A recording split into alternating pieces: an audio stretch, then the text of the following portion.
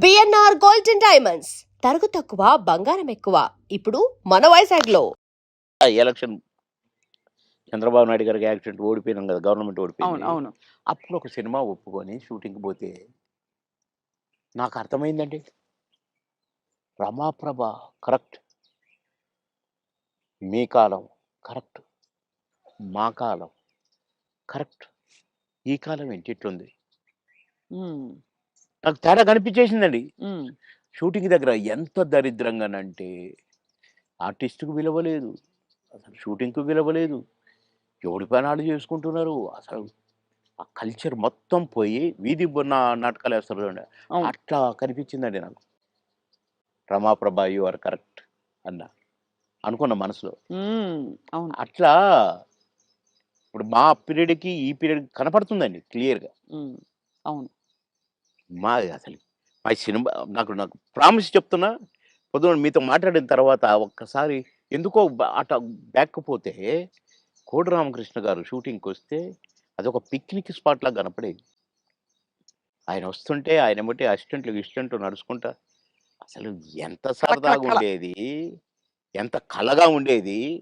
ఆ తర్వాత అలాంటి కళ కనపడలేదే అని నాకు అనిపించింది. ఉమ్, ఎవడికి వాడే, ఆ జబర్దస్త్ నుంచి వచ్చినవాడు వాడొకడు వీడొకడు మేము స్టార్స్ అని.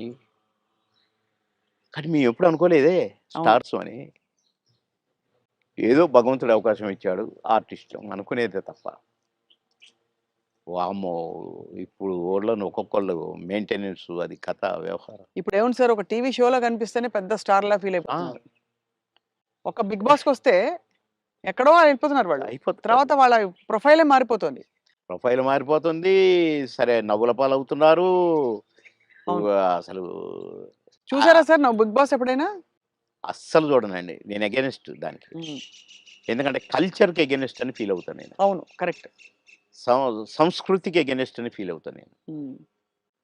ఏంటి అది, దాంట్లో కాపురాలు చేస్తున్నట్టుగా చూపించటం వాళ్ళు, నైట్లు పడుకుంటామట, పొద్దున్నే లేస్తారట, నాకెందుకో నచ్చలేదు.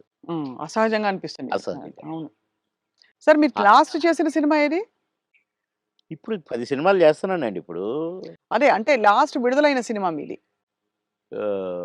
మిస్టర్ బచ్చన్ అనుకుంటా. హరిశంకర్ గారిది. అంటే నేను వేరే షూటింగ్లో ఉంటే ఒక క్యారెక్టర్ ఉంది బాబుమోహన్ గారు, అంటే వాళ్ళ షూటింగ్ కూడా జరుగుతుంది రామోజీ ఫిలిం సిటీ. ఉమ్, అంటే నవ్వుకుంటూ వచ్చి అబ్బా భలే కనపడ్డారు మాకు, మేము ఎట్లా ఎవరిని పెట్టాలనుకుంటున్నాము అంటే ఏంటి ఏంటి అన్నాడు. ఒక క్యారెక్టర్, అదే మెయిన్ క్యారెక్టర్, లాస్ట్ వరకు కథ మెయింటైన్ చేసే క్యారెక్టర్. 2 డేసే మీరు కావాలి తప్పదు అంటే ఓకే డన్ అనేసి అక్కడే రేపటి నుంచే కావాలన్నారు. నేను వాళ్ళకి చెప్పిన, వాళ్ళు అడ్జస్ట్ చేశారు, పటాపట చేసి పారేసిన. కానీ కథ నడుపుతా మొత్తం నేనే, భలే గమ్మత్ క్యారెక్టర్ అది. ఉమ్, నాకు చాలా సంతోషమైంది అది చేస్తే, ఎంత హ్యాపీగా ఫీల్ అయ్యారో. ఇది ఆర్టిస్ట్ అంటే. అని రవితేజ గారిని నేను నడిపించి హీరోగా విలన్ని దెబ్బ కొట్టిస్తాను. ఉమ్. కీలకమైన క్యారెక్టర్ అయితే. కీలకమైన క్యారెక్టర్, కథ నడిపే క్యారెక్టర్, మంచి క్యారెక్టర్. మీరు నటించిన హీరోలు అందరిలో సార్ మీ ఫేవరెట్ ఎవరు సార్? మీరు అంటే ఎంతో మంది, రాజశేఖర్ గారు, అసలు ఒకళ్ళు కాదు అందరూ. అందరూ అందరూ గొప్పవాళ్ళే, అందరూ గ్రేట్ పర్సన్స్. ఉమ్, కానీ నాకు ఒక నటుడు ఉన్నాడు కదా, నా దేవుడు ఎన్టీ రామారావు గారే నాకు. ఆయన తర్వాతే అందరూ ఎవరైనా. అది అంతేనండి. ఎందుకంటే ఒక్కొక్క గెటప్ ఆయన చూస్తుంటే, కృష్ణుడిగా చూసినా, రాముడిగా చూసినా, రిక్షావాడిగా చూసినా, మామూలు ఏం ఏమండి, అందగాడు సార్ ఆయన. ఏమందాం. అసలు ఏ క్యారెక్టర్కి ఆ క్యారెక్టర్ సూట్ అవటం. బాలకృష్ణ గారితో నటించారా సార్ మీరు? చాలా. అంటే ఎలా అనిపించింది వాళ్ళిద్దరిని కంపేర్ చేసుకుంటే మీకు? నాన్న కొడుకు, కొడుకు తండ్రి కొడుకే, కొడుకు. నాన్న నాన్నే, అది ఆయన. అది ఇట్లా చూడాల్సిందే కదా, విశ్వరూపం కదా. ఉమ్, ఆయనతో నటించిన మళ్ళా ఉమ్. నటించి కూడా, తమ్ముడు చాలా బాగా చేస్తున్నావు, మమ్మల్ని నవ్విస్తున్నారు మీరు అని ఆ? నవ్వేవాడు.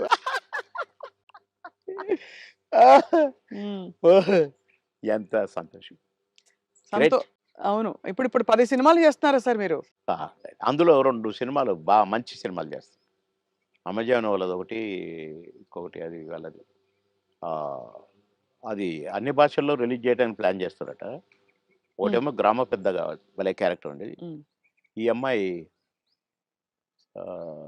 ఇదే సావిత్రి, 'కీర్తి సురేషా'? Keerthy Suresh main character. Lady oriented subject. నేను ఈ తరం ఓ సౌందర్య ఆవిడే ఈస్తారా సుందరి. కదా? భలే చేస్తదండి. అంటే నాతో ఈక్వల్‌గా చేసింది. నేను ఊరు పెద్దని, ఏయ్! అంటే అంతా భయపడాలి. ఒక రకమైన క్యారెక్టరు.